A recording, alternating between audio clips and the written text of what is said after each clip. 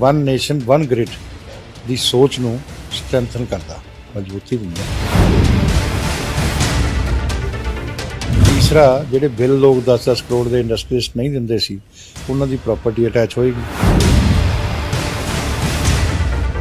ਜਦੋਂ private player enter ਕਰਦੇ ਆ, ਤੁਸੀਂ ਸੈੱਲ ਫੋਨਾਂ ਦਾ ਦੇਖਿਆ, ਆਪਣੇ ਦੇਸ਼ ਸੈੱਲ ਫੋਨ ਬਹੁਤ ਮਹਿੰਗੀ ਸੀ ਕਾਲ, ਅਤੇ ਜਦੋਂ ਪ੍ਰਾਈਵੇਟ ਪਲੇਅਰ ਐਂਟਰ ਕੀਤੇ, ਹੁਣ ਦੁਨੀਆ 'ਚ ਬਹੁਤ ਸਸਤੇ ਦੇਸ਼ਾਂ 'ਚ ਅਸੀਂ ਆਉਂਦੇ। ਤਾਂ ਇਸੇ ਤਰ੍ਹਾਂ ਜਿਹੜੀ ਬਿਜਲੀ ਹੈ ਉਹ ਸਸਤੀ ਵੀ ਹੋਏਗੀ, ਅਨਇੰਟਰਪਟਡ ਸਪਲਾਈ ਵੀ ਮਿਲੇਗੀ। ਕੰਮ ਬੀਜੇਪੀ ਨੇ ਜ਼ਿਆਦਾ ਖਿੱਚਿਆ ਨਾ, ਕਿਉਂਕਿ ਰੇਲਵੇ ਨੂੰ ਲੈ ਕੇ ਹੋਣ, ਭਾਵੇਂ BSNL ਨੂੰ ਲੈ ਕੇ ਹੋਵੇ, ਹਰ ਚੀਜ਼ ਪ੍ਰਾਈਵੇਟੇਸ਼ਨ ਦੇ ਵੱਲ। ਰੇਲਵੇ 'ਚ ਤੁਸੀਂ ਇਹ ਤਾਂ ਦੇਖੋ ਵੀ ਰੇਲਵੇ ਸਟੇਸ਼ਨਾਂ ਦੀ ਕਿੰਨੀ ਡਿਵੈਲਪਮੈਂਟ ਹੋਈ ਹੈ। ਦੇਸ਼ ਦੀ ਜਿਹੜੀਆਂ ਚੀਜ਼ਾਂ ਨੇ ਉਹ ਤਾਂ ਜਾ ਰਹੀਆਂ ਨਾ ਹੱਥੋਂ, ਭਾਵੇਂ BSNL ਹੋਵੇ, ਭਾਵੇਂ ਰੇਲਵੇ ਹੋਵੇ। ਤੇ ਪਾਕਿਸਤਾਨ ਲੈ ਜਾਂਦੇ ਚੱਕ ਕੇ, ਦੇਸ਼ ਦਾ ਦੇਸ਼ 'ਚ ਹੀ ਰਹਿੰਦਾ। ਦਾ ਸਰਕਾਰ ਨੂੰ ਲਾਭ ਹੁੰਦਾ ਸੀ, ਜਿਹੜੀ ਚੀਜ਼ਾਂ ਸਰਕਾਰ ਦੇ ਖਾਤੇ ਆਉਂਦੀ ਸੀ ਉਹ ਤੇ ਚਲੀ ਗਈ। ਸਰਕਾਰ ਕੋਈ ਵਪਾਰ ਥੋੜਾ ਕਰਦੀ ਹੁੰਦੀ ਆ, ਇਹ ਵੈਲਫੇਅਰ ਸਟੇਟ ਆ, ਡੈਮੋਕ੍ਰੈਟਿਕ ਕੰਟਰੀ ਹੈ। ਮੁੱਖ ਮੰਤਰੀ ਪੰਜਾਬ ਦਾ ਵੀ ਬਿਆਨ ਸਾਹਮਣੇ ਆਉਂਦਾ, ਕਹਿੰਦੇ ਕਿ ਸਿੱਧੇ ਤੌਰ ਤੇ ਸੂਬਿਆਂ ਦੇ ਜਿਹੜੇ ਖੇਤਰ ਦੇ ਉੱਪਰ ਡਾਕਾ ਹੈ, ਸਿੱਧੇ ਤੌਰ ਤੇ ਕੇਂਦਰ ਜਿਹੜੀ ਹੁਣ ਸੂਬਿਆਂ ਦੇ ਆਧਾਰ ਖੋਂਦੀ ਜਾ ਰਹੀ ਹੈ। ਤੇ ਜਿਹੜੇ ਗ੍ਰਿਡ ਨੇ, ਜਿਹੜੇ ਬਿਜਲੀ ਦਾ ਸਾਰਾ ਸਿਸਟਮ ਆ, ਇਹ ਚੱਕ ਕੇ ਕਿਤੇ ਦਿੱਲੀ ਚਲੇ ਜਾਣਾ ਜਾਂ ਇੰਗਲੈਂਡ ਚਲੇ ਜਾਣਾ। ਜਿਹੜਾ ਸੂਬਿਆਂ ਦੇ ਅਧਿਕਾਰ ਤੇ ਡਾਕਾ ਇੱਥੇ ਹੀ ਰਹਿ। ਇਸ ਕਰਕੇ ਪੰਜਾਬੀਆਂ ਨੂੰ ਆਪੇ ਸਮਝ ਆ ਜਾਣਾ, ਉਹ ਸਬਕ ਸਿਖਾਉਣ ਲੱਗੇ ਸੀ ਤੇ ਗਲਤ ਫੈਸਲਾ ਲੈ ਲਿਆ ਸੀ ਇੱਥੇ ਆਮ ਆਦਮੀ ਪਾਰਟੀ ਦਾ। ਉਹ ਜਦੋਂ ਸਬਕ ਸਿਖਾਉਣ ਲੱਗੇ, ਉਹ ਖੂਹ ਚੋਂ ਨਿਕਲੇ, ਖਾਤੇ 'ਚ ਡਿੱਗ ਪਏ ਤੇ ਸਿਮਰਨਜੀਤ ਮਾਨ ਲੱਭ ਲਿਆ। ਤੇ ਹੁਣ ਲੱਗ ਗਿਆ ਉਹ ਬੀਜੇਪੀ ਨੂੰ ਕਿੱਥੇ ਪੰਗਾ ਪੈ ਗਿਆ। ਹੁਣ ਜਿਹੜਾ ਸਾਹਮਣੇ ਫ੍ਰੀ ਬਿਜਲੀ ਵਾਲਾ, ਤਾਂ ਬਿਜਲੀ ਅਮੈਂਡਮੈਂਟ ਬਿੱਲ, ਇਹ ਆਮ ਆਦਮੀ ਪਾਰਟੀ ਦੇ ਕੇਜਰੀਵਾਲ ਪੰਜਾਬ 'ਚ ਹੀ ਦਫਨ ਹੋਏ। ਪੰਜਾਬੀਆਂ ਨਾਲ ਜਿਹੜਾ ਧੋਖਾ ਕਰਦਾ ਨਾ, ਪੰਜਾਬੀ ਉਹਨੂੰ ਬਖਸ਼ ਦਿਓ। ਸਤਿ ਸ਼੍ਰੀ ਅਕਾਲ, ਔਨ ਏਅਰ ਵੇਖ ਰਹੇ ਹੋ, ਮੈਂ ਹਾਂ ਤੁਹਾਡੇ ਨਾਲ ਦਮਨਪ੍ਰੀਤ ਸਿੰਘ। ਅੱਜ ਕੇਂਦਰ ਸਰਕਾਰ ਦੇ ਵੱਲੋਂ ਬਿਜਲੀ ਸੋਧ ਬਿੱਲ 2022 ਜਿਹੜਾ ਉਹ ਲਿਆਇਆ ਗਿਆ, ਔਰ ਉਸ ਨੂੰ ਲੈ ਕੇ ਸੱਤਾ ਦੇ ਵਿੱਚ ਸਰਕਾਰ ਕੇਂਦਰ ਦੀ ਹੈ, ਲੇਕਿਨ ਸਿਆਸਤ ਸਾਰੇ ਸੂਬਿਆਂ ਦੇ ਵਿੱਚ ਜਿਹੜੀ ਉਹ ਹੁਣ ਗਰਮਾ ਗਈ ਹੈ। ਸਿੱਧੇ ਤੌਰ ਤੇ ਪੰਜਾਬ ਦੀ ਜੇਕਰ ਮੈਂ ਗੱਲ ਕਰਾਂਗਾ, ਕਿਉਂਕਿ ਪੰਜਾਬ ਦੇ ਵਿੱਚ ਅੰਦੋਲਨ ਛਿੜਿਆ ਸੀ ਖੇਤੀ ਬਿੱਲਾਂ ਨੂੰ ਲੈ ਕੇ। ਕਿਸਾਨ ਜਿਹੜੇ ਨੇ ਲੰਬੇ ਸਮੇਂ ਤੋਂ ਜਿਹੜੇ ਦਿੱਲੀ ਦੀ ਬਰੂਹਾਂ ਤੇ ਬੈਠ ਕੇ ਆਏ ਸੀ ਔਰ ਖੇਤੀ ਬਿੱਲ ਰੱਦ ਕਰਾ ਕੇ ਆਏ ਸੀ। ਹੁਣ ਬਿਜਲੀ ਅਮੈਂਡਮੈਂਟ ਬਿੱਲ ਨੂੰ ਲੈ ਕੇ ਸਿਆਸਤ ਗਰਮ ਹੋ ਗਈ ਹੈ। ਲਗਾਤਾਰ ਵਿਰੋਧੀ ਧਿਰ ਜਿਹੜੇ ਆ ਉਹ ਸਰਕਾਰ ਨੂੰ ਘੇਰਦੇ ਨਜ਼ਰ ਆ ਰਹੇ ਨੇ, ਔਰ ਉੱਥੇ ਹੀ ਕਿਸਾਨ ਆਗੂ ਜਿਹੜੇ ਨੇ ਇੱਕ ਵਾਰ ਫਿਰ ਗਰਮਾ ਗਏ ਨੇ। ਉਹ ਸਿੱਧੇ ਤੌਰ ਤੇ ਕਹਿ ਰਹੇ ਨੇ ਕਿ ਬਿਜਲੀ ਸੋਧ ਬਿੱਲ ਨੂੰ ਲੈ ਕੇ ਚਰਚਾ ਹੋਈ ਸੀ, ਜਦੋਂ ਸਾਡਾ ਸਮਝੌਤਾ ਹੁੰਦਾ ਹੈ ਉਸ ਦੌਰਾਨ ਸਾਡੇ ਨਾਲ ਕੇਂਦਰ ਸਰਕਾਰ ਦਾ ਇਹ ਵਾਅਦਾ ਹੁੰਦਾ ਹੈ ਕਿ ਜੇਕਰ ਬਿਜਲੀ ਸੋਧ ਬਿੱਲ ਆਊਗਾ ਤਾਂ ਉਸ ਦੇ ਵਿੱਚ ਤੁਹਾਡੀ ਸਲਾਹ ਜਿਹੜੀ ਹੈ ਉਹ ਲਿੱਤੀ ਜਾਊਗੀ। ਹਰਜੀਤ ਸਿੰਘ ਗਰੇਵਾਲ ਮੇਰੇ ਨਾਲ ਮੌਜੂਦ ਨੇ ਭਾਰਤੀ ਜਨਤਾ ਪਾਰਟੀ ਤੋਂ। ਗਰੇਵਾਲ ਸਾਹਿਬ, ਇਹ ਨਵਾਂ ਬਿੱਲ ਲਿਆਉਣ ਦੀ ਕੀ ਲੋੜ ਪਈ ਸੀ? ਕਿਉਂਕਿ ਕਿਹਾ ਜਾ ਰਿਹਾ ਸੀ ਕਿ ਸਲਾਹ ਲਵਾਂਗੇ, ਲੇਕਿਨ ਹੁਣ ਨਵਾਂ ਬਿੱਲ ਲਿਆ ਕੇ ਸਿੱਧਾ ਜਿਹੜਾ ਪੇਸ਼ ਕਰਤਾ। ਤੁਸੀਂ ਉਹ ਸੈਕਟਰੀ ਜਿਹੜੇ ਨੇ ਨਾ, ਸੰਜੇ ਅਗਰਵਾਲ ਜੀ, ਉਹਨਾਂ ਦੀ ਚਿੱਠੀ ਪੜ੍ਹੋ ਜੋ ਇਹਨਾਂ ਨਾਲ ਗੱਲਬਾਤ ਹੋਈ ਸੀ। ਉਹਦੇ 'ਚ ਕੀ ਲਿਖਿਆ ਕਿ ਜਿਹੜੀਆਂ ਮਦਾਂ ਕਿਸਾਨ ਨੂੰ ਪ੍ਰਭਾਵਿਤ ਕਰਨਗੀਆਂ ਉਹਨਾਂ ਦੇ ਬਾਰੇ ਚਰਚਾ ਹੋਏਗੀ।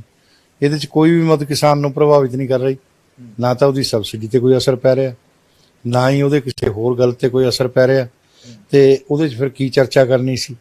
ਤੇ ਹੁਣ ਇਹ ਬਿੱਲ ਜਿਹੜਾ, ਪਹਿਲੀ ਗੱਲ ਤਾਂ ਇਹਦੇ ਨਾਲ ਕੀ ਹੋਏਗਾ, ਜਿਹੜਾ ਸੋਧ ਬਿੱਲ ਆ, ਇੱਕ ਤਾਂ ਸੁਧਾਰ ਕਰਨੇ ਹੀ ਪੈਂਦੇ, ਦੂਸਰਾ ਇਹ ਵਨ ਨੇਸ਼ਨ ਵਨ ਗ੍ਰਿਡ ਦੀ ਸੋਚ ਨੂੰ ਸਟਰੈਂਥਨ ਕਰਦਾ, ਮਜ਼ਬੂਤੀ ਦਿੰਦਾ। ਤੀਸਰਾ, ਇਹਦੇ ਨਾਲ ਟਰਾਂਸਪੇਰੈਂਸੀ ਵਧੇਗੀ, ਚੋਰੀ ਖਤਮ ਹੋਏਗੀ। ਤੀਸਰਾ, ਜਿਹੜੇ ਬਿੱਲ ਲੋਕ 10-10 ਕਰੋੜ ਦੇ ਇੰਡਸਟਰੀਸਟ ਨਹੀਂ ਦਿੰਦੇ ਸੀ, ਉਹਨਾਂ ਦੀ ਪ੍ਰਾਪਰਟੀ ਅਟੈਚ ਹੋਏਗੀ। ਚੌਥਾ, ਜਦੋਂ ਪ੍ਰਾਈਵੇਟ ਪਲੇਅਰ ਐਂਟਰ ਕਰਦੇ ਆ, ਤੁਸੀਂ ਸੈੱਲ ਫੋਨਾਂ ਦਾ ਦੇਖਿਆ, ਆਪਣੇ ਦੇਸ਼ ਸੈੱਲ ਫੋਨ ਬਹੁਤ ਮਹਿੰਗੀ ਸੀ ਕਾਲ, ਤੇ ਜਦੋਂ ਪ੍ਰਾਈਵੇਟ ਪਲੇਅਰ ਐਂਟਰ ਕੀਤੇ, ਹੁਣ ਦੁਨੀਆ 'ਚ ਬਹੁਤ ਸਸਤੇ ਦੇਸ਼ਾਂ 'ਚ ਅਸੀਂ ਆਉਂਦੇ ਹਾਂ। ਠੀਕ ਹੈ, ਇਹ ਆਪਸ 'ਚ ਕੰਪੀਟੀਸ਼ਨ ਵੱਧਦਾ, ਤਾਂ ਉਹਦੇ ਨਾਲ ਨੈਚੁਰਲੀ ਇੱਕ ਦੂਜੇ ਨੂੰ ਦੇਖ ਕੇ ਸਸਤਾ ਕਰਦੇ ਆ, ਲੁੱਟ ਘੱਟ ਹੁੰਦੀ ਹੈ, ਕੰਜ਼ਿਊਮਰ ਆਪਣੇ ਜ਼ਿਆਦਾ, ਉਹ ਕੰਜ਼ਿਊਮਰ ਨੂੰ ਫਾਇਦਾ ਹੁੰਦਾ। ਤਾਂ ਇਸੇ ਤਰ੍ਹਾਂ ਜਿਹੜੀ ਬਿਜਲੀ ਹੈ ਉਹ ਸਸਤੀ ਵੀ ਹੋਏਗੀ, ਅਨਇੰਟਰਪਟਡ ਸਪਲਾਈ ਵੀ ਮਿਲੇਗੀ, ਔਰ ਉਹਦੇ ਜਿਹੜੀ ਬਿਜਲੀ ਦੀ ਵੇਸਟੇਜ ਹੁੰਦੀ ਹੈ ਉਹ ਉਹਦੇ 'ਚ ਕਮੀ ਆਏਗੀ, ਸੁਧਾਰ ਹੋਏਗਾ। ਬਿਜਲੀ ਦੀ ਜਿਹੜੀਆਂ ਪੇਮੈਂਟਸ ਨਹੀਂ ਆਉਂਦੀਆਂ ਉਹ ਕਲੈਕਸ਼ਨ ਹੋਏਗੀ, ਤੇ ਉਹਦੇ ਨਾਲ ਨੈਚੁਰਲੀ ਅੱਗੇ ਕੰਮ ਹੋਰ ਡਿਵੈਲਪਮੈਂਟ ਹੋਏਗੀ ਬਿਜਲੀ ਦੇ ਫੀਲਡ ਦੇ ਅੰਦਰ। ਇਹ ਸਾਰੀਆਂ ਚੀਜ਼ਾਂ ਜਿਹੜੀਆਂ ਨੇ ਇਹ ਇੱਕ ਜਿਹੜਾ ਸਭ ਜਗ੍ਹਾ ਬਿਜਲੀ ਮਿਲੇਗੀ, ਠੀਕ ਹੈ ਨਾ। ਔਰ ਮੈਂ ਸਮਝਦਾ ਕਿ ਸਾਰਾ ਹੀ ਫਾਇਦੇ ਹੈ ਇਹਦੇ 'ਚ, ਕੋਈ ਨੁਕਸਾਨ ਨਹੀਂ ਹੈ। ਔਰ ਜੇ ਲੋਕਾਂ ਨੂੰ ਇਤਰਾਜ਼ ਹੋਵੇ, ਹੁਣ ਇਹ ਹੋਰ ਹੋ ਗਿਆ ਕਿ ਇਹ ਸਟੈਂਡਿੰਗ ਕਮੇਟੀ ਕੋਲ ਪਾਰਲੀਮੈਂਟ ਦੇ ਕੋਲ ਚਲਾ ਗਿਆ, ਉੱਥੇ ਸੁਝਾਅ ਜਿਹਨੇ ਵੀ ਦੇਣੇ ਦੇ ਸਕਦੇ ਆ ਕਿਸਾਨ ਆਗੂਆਂ ਨੇ ਦੇਣੇ ਇਹ ਵੀ ਦੇ ਸਕਦੇ ਆ। ਇਹ 'ਚ ਰੌਲਾ ਪਾਉਣ ਵਾਲੀ ਹੁਣ ਕਿਹੜੀ ਗੱਲ ਰਹਿ ਗਈ? ਅੱਛਾ 6 ਤੁਸੀਂ ਪੁਆਇੰਟ ਗਿਣਾਏ, ਲੇਕਿਨ 7ਵਾਂ ਪੁਆਇੰਟ ਨਹੀਂ ਗਿਣਾਇਆ। ਕਹਿੰਦੇ ਇਹਦਾ ਫਾਇਦਾ ਪ੍ਰਾਈਵੇਟ ਲੋਕਾਂ ਨੂੰ ਹੋਊਗਾ, ਨਿੱਜੀ ਘਰਾਣਿਆਂ ਨੂੰ ਇਹਦਾ ਬਹੁਤ ਫਾਇਦਾ ਹੋਣ ਵਾਲਾ। ਨਿੱਜੀ ਘਰਾਣਿਆਂ ਦੇ ਲਈ ਮੁੱਖ ਮੰਤਰੀ ਪ੍ਰਧਾਨ ਮੰਤਰੀ ਦੀ ਐਡੀ ਸੋਚ ਕਿਉਂ, ਐਡਾ ਪਾਸਾ ਕਿਉਂ ਉਹਨਾਂ ਦੇ ਵੱਲ?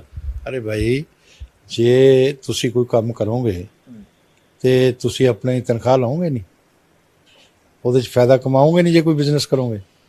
ਤੇ ਇਸ ਕਰਕੇ ਜਿਹਨੇ ਵੀ ਆਉਣਾ ਆਵੇ, ਉੱਥੇ ਕਿਸੇ ਨੂੰ ਰੋਕ ਟੋਕ ਥੋੜਾ ਹੈਗੀ ਹੈ, ਈਜ਼ੀ ਐਂਟਰੀ ਹੋ ਗਈ ਹੈ।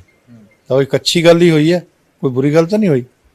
ਤੇ ਉਹਦੇ 'ਚ ਕੀ ਆ ਪ੍ਰਾਈਵੇਟ ਘਰਾਣਿਆਂ ਦਾ? ਹੁਣ ਜਦੋਂ ਪ੍ਰਾਈਵੇਟਾਈਜੇਸ਼ਨ ਜਿਹੜੀ ਆ ਉਹ ਅਸੀਂ ਸ਼ੁਰੂ ਕੀਤੀ ਹੈ, ਕਾਂਗਰਸ ਦੇ ਟਾਈਮ, ਨਰਸਿਮਹਾ ਰਾਓ ਦੇ ਟਾਈਮ ਸ਼ੁਰੂ ਹੋਈ, ਉਦੋਂ ਕਮਿਊਨਿਸਟ ਉਹਨਾਂ ਦੇ ਭਾਗੀਦਾਰ ਸੀ, ਠੀਕ ਹੈ। ਕੰਮ ਬੀਜੇਪੀ ਨੇ ਜ਼ਿਆਦਾ ਖਿੱਚਿਆ ਨਾ, ਕਿਉਂਕਿ ਰੇਲਵੇ ਨੂੰ ਲੈ ਕੇ ਹੋਣ, ਭਾਵੇਂ BSNL ਨੂੰ ਲੈ ਕੇ ਹੋਵੇ, ਹਰ ਚੀਜ਼ ਪ੍ਰਾਈਵੇਟਾਈਜੇਸ਼ਨ ਦੇ ਵੱਲ ਤੁਰ। ਰੇਲਵੇ 'ਚ ਤੁਸੀਂ ਇਹ ਤਾਂ ਦੇਖੋ ਵੀ ਰੇਲਵੇ ਸਟੇਸ਼ਨਾਂ ਦੀ ਕਿੰਨੀ ਡਿਵੈਲਪਮੈਂਟ ਹੋਈ ਆ ਔਰ ਕਿੰਨੀ ਮਾਡਰਨਾਈਜੇਸ਼ਨ ਹੋਈ ਆ, ਰੇਲਵੇ ਦੀ ਕਿੰਨੀ ਮਾਡਰਨਾਈਜੇਸ਼ਨ ਹੋ ਰਹੀ ਆ। ਉਹ ਜ਼ਰੂਰੀ ਹੈ ਜਾਂ ਨਹੀਂ ਹੈ, ਜਾਂ ਟੁੱਟੇ ਫੁੱਟੇ ਫੱਟਿਆਂ ਤੇ ਹੀ ਪੈਂਦੇ ਰਹਿਣਾ? ਪਰ ਦੇਸ਼ ਦੀ ਜਿਹੜੀਆਂ ਚੀਜ਼ਾਂ ਨੇ ਉਹ ਤਾਂ ਜਾ ਰਹੀਆਂ ਨਾ ਹੱਥੋਂ, ਭਾਵੇਂ BSNL ਹੋਵੇ, ਭਾਵੇਂ ਰੇਲਵੇ ਹੋਵੇ। ਕਿੱਥੇ ਪਾਕਿਸਤਾਨ ਲੈ ਜਾਂਦੇ ਚੱਕ ਕੇ, ਦੇਸ਼ ਦਾ ਦੇਸ਼ 'ਚ ਹੀ ਰਹਿੰਦਾ, ਕਿਤੇ ਵੀ ਨਹੀਂ ਜਾਂਦਾ। ਪਰ ਜਿਸ ਦਾ ਸਰਕਾਰ ਨੂੰ ਲਾਭ ਹੁੰਦਾ ਸੀ, ਜਿਹੜੀ ਚੀਜ਼ਾਂ ਸਰਕਾਰ ਦੇ ਖਾਤੇ ਆਉਂਦੀ ਸੀ, ਉਹ ਤਾਂ ਚਲੀ ਗਈ। ਸਰਕਾਰ ਕੋਈ ਵਪਾਰ ਥੋੜਾ ਕਰਦੀ ਹੁੰਦੀ ਆ, ਇਹ ਵੈਲਫੇਅਰ ਸਟੇਟ ਆ, ਡੈਮੋਕ੍ਰੈਟਿਕ ਕੰਟਰੀ ਹੈ, ਤੇ ਇਹਦੇ 'ਚ ਕੋਈ ਸਰਕਾਰ ਵਪਾਰ ਕਰਦੀ ਹੈ? ਬਾਕੀ ਦੇਸ਼ਾਂ ਦੇਖ ਲਓ ਕਿੱਥੇ ਸਰਕਾਰਾਂ ਵਪਾਰ ਕਰਦੀਆਂ ਨੇ, ਜਿੱਥੇ ਕਰਦੀਆਂ ਨੇ ਉਹ ਬੁਰੀ ਤਰ੍ਹਾਂ ਉਹਨਾਂ ਦੀ ਇਕਨੋਮੀ ਫੇਲ ਹੋਈ ਆ। ਘਾਟਾ ਖਾਣਾ ਸਰਕਾਰ ਦਾ ਹੀ ਕੰਮ ਆ। ਜਿਹੜਾ 5 ਕਿਲੋ 2 ਕਿਲੋ ਆਟਾ ਲੈ ਕੇ ਖਾਂਦਾ ਉਹ ਵੀ ਟੈਕਸ ਦਿੰਦਾ, GST ਦਿੰਦਾ, GST ਲੱਗਦਾ। ਜਿਹੜਾ ਕਹਿੰਦੇ ਗਰੀਬ ਨਹੀਂ ਟੈਕਸ ਦਿੰਦਾ, ਗਰੀਬ ਦੇ ਪੈਸੇ ਨੂੰ ਉਦਾਂ ਹੀ ਲਟਾਉਂਦੇ ਰਹੋ ਤੁਸੀਂ, ਘਾਟੇ 'ਚ ਕਿਉਂ ਲਟਾਓ? ਅੱਛਾ, ਮੁੱਖ ਮੰਤਰੀ ਪੰਜਾਬ ਦਾ ਵੀ ਬਿਆਨ ਸਾਹਮਣੇ ਆਉਂਦਾ, ਕਹਿੰਦੇ ਕਿ ਸਿੱਧੇ ਤੌਰ ਤੇ ਸੂਬਿਆਂ ਦੇ ਜਿਹੜੇ ਖੇਤਰ ਦੇ ਉੱਪਰ ਡਾਕਾ ਹੈ, ਸਿੱਧੇ ਤੌਰ ਤੇ ਕੇਂਦਰ ਜਿਹੜੀ ਹੁਣ ਸੂਬਿਆਂ ਦੇ ਆਧਾਰ ਖੋਂਦੀ ਜਾ ਰਹੀ ਹੈ, ਜਿਹੜੇ ਅਧਿਕਾਰ ਸੀਗੇ ਉਹ ਸਾਰੇ ਖੋਏ ਜਾ ਰਹੇ ਨੇ। ਇਹ ਜਿਹੜੇ ਗ੍ਰਿਡ ਨੇ, ਜਿਹੜੇ ਬਿਜਲੀ ਦਾ ਸਾਰਾ ਸਿਸਟਮ ਆ, ਇਹ ਚੱਕ ਕੇ ਕਿਤੇ ਦਿੱਲੀ ਚਲੇ ਜਾਣਾ ਜਾਂ ਇੰਗਲੈਂਡ ਚਲੇ ਜਾਣਾ। ਜਿਹੜਾ ਸੂਬਿਆਂ ਦੇ ਅਧਿਕਾਰ ਤੇ ਡਾਕਾ ਇੱਥੇ ਹੀ ਰਹਿਣਾ। ਤੁਸੀਂ ਉਹਦੀ ਐਫੀਸ਼ੀਐਂਸੀ ਵਧਾ ਨਹੀਂ ਸਕਦੇ, ਤੁਸੀਂ ਬਿਜਲੀ ਬੋਰਡਾਂ ਨੂੰ ਘਾਟੇ 'ਚੋਂ ਕੱਢ ਨਹੀਂ ਸਕਦੇ, ਤੁਸੀਂ ਉਹਨਾਂ ਦੀਆਂ ਪੇਮੈਂਟਸ ਦੇ ਨਹੀਂ ਸਕਦੇ, ਆਪਣੀ ਆਰਥਿਕਤਾ ਸੁਧਾਰ ਨਹੀਂ ਸਕਦੇ, ਫਿਰ ਕਹਿੰਦੇ ਸਾਡੇ ਉੱਤੇ ਡਾਕਾ। ਇਹ ਬਹੁਤ ਸਾਰੀਆਂ ਗੱਲਾਂ ਸੋਚਣ ਵਾਲੀਆਂ ਨੇ। ਮੁੱਖ ਮੰਤਰੀ ਸਾਹਿਬ ਨੂੰ ਤਾਂ ਅਸੀਂ ਕੁਝ ਕਹਿਣਾ ਹੀ ਨਹੀਂ ਚਾਹੁੰਦੇ, ਉਹ ਤਾਂ ਇੱਕ ਅਜੀਬ ਮੁੱਖ ਮੰਤਰੀ ਮਿਲ ਗਏ ਪੰਜਾਬ ਨੂੰ। ਦਿੱਲੀ ਤੋਂ ਚੱਲ ਰਹੇ ਆ, ਕੇਜਰੀਵਾਲ ਦਾ ਗਲਬਾ, ਦਿੱਲੀ ਵਾਲਿਆਂ ਨੂੰ ਪੰਜਾਬ ਦਾ ਕੋਈ ਦਰਦ ਨਹੀਂ, ਪੰਜਾਬੀਆਂ ਦਾ। ਇਸ ਕਰਕੇ ਪੰਜਾਬੀਆਂ ਨੂੰ ਆਪੇ ਸਮਝ ਆ ਜਾਣਾ। ਉਹ ਸਬਕ ਸਿਖਾਉਣ ਲੱਗੇ ਸੀ ਤੇ ਗਲਤ ਫੈਸਲਾ ਲੈ ਲਿਆ ਸੀ ਇੱਥੇ ਆਮ ਆਦਮੀ ਪਾਰਟੀ ਦਾ। ਉਹ ਜਦੋਂ ਸਬਕ ਸਿਖਾਉਣ ਲੱਗੇ, ਉਹ ਖੂਹ ਚੋਂ ਨਿਕਲੇ, ਖਾਤੇ 'ਚ ਡਿੱਗ ਪਏ ਤੇ ਸਿਮਰਨਜੀਤ ਮਾਨ ਲੱਭ ਲਿਆ।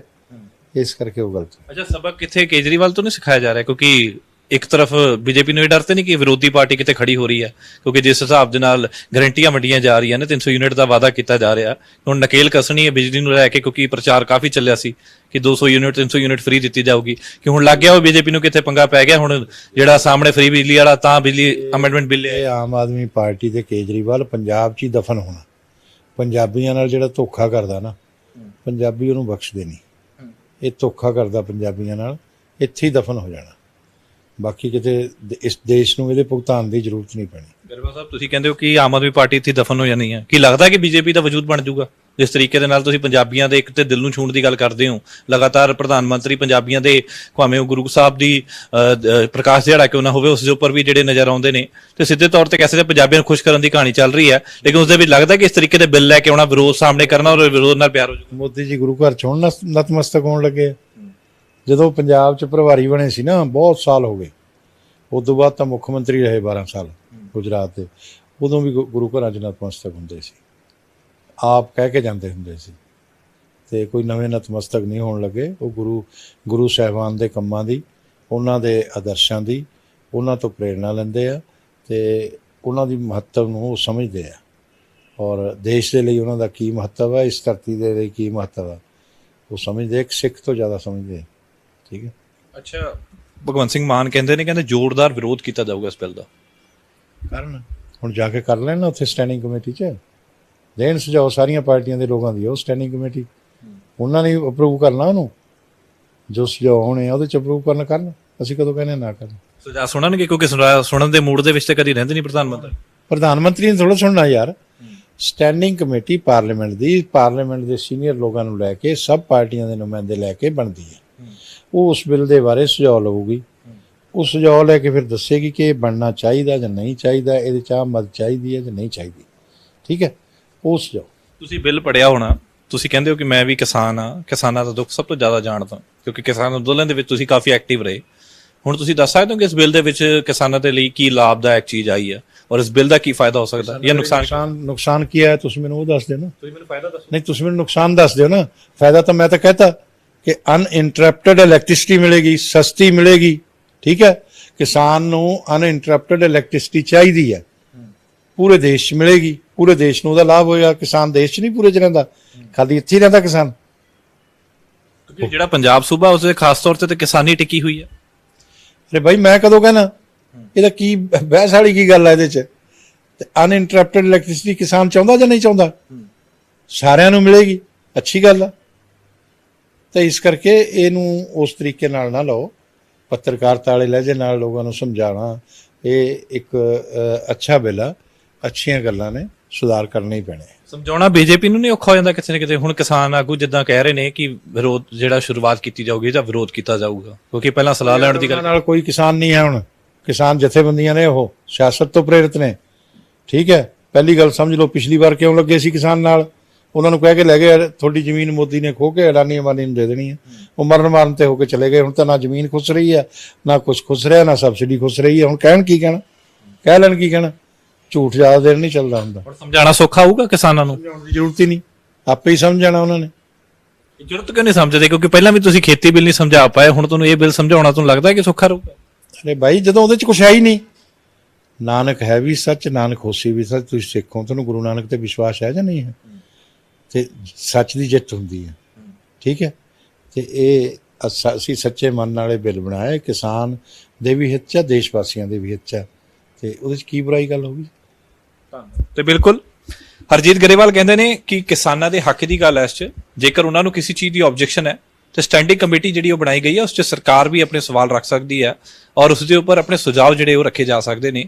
ਹਾਲਾਂਕਿ ਜੇਕਰ ਬਿੱਲਾਂ ਦੀ ਗੱਲ ਕੀਤੀ ਜਾਵੇ ਤਾਂ ਹਰਜੀਤ ਗਰੇਵਾਲ ਸਿੱਧੇ ਤੌਰ ਤੇ ਕਹਿ ਰਹੇ ਨੇ, ਕਹਿੰਦੇ ਇਹ ਕੋਈ ਵੀ ਬਿੱਲ ਕਿਸੇ ਦੇ ਵਿਰੋਧ ਦੇ ਨਹੀਂ ਹੈ ਔਰ ਕਿਸੇ ਦੇ ਵੀ ਹਾਨੀਕਾਰਕ ਨਹੀਂ ਹੈ, ਬਲਕਿ ਲਾਭਦਾਇਕ ਨੇ, ਬਲਕਿ ਬਿਜਲੀ ਸਸਤੀ ਮਿਲੂਗੀ ਔਰ ਇਸ ਤਰੀਕੇ ਦੇ ਬੈਨੀਫਿਟ ਜਿਹੜੇ ਨੇ ਉਹ ਕਾਫੀ ਲੋਕਾਂ ਨੂੰ ਮਿਲਣਗੇ।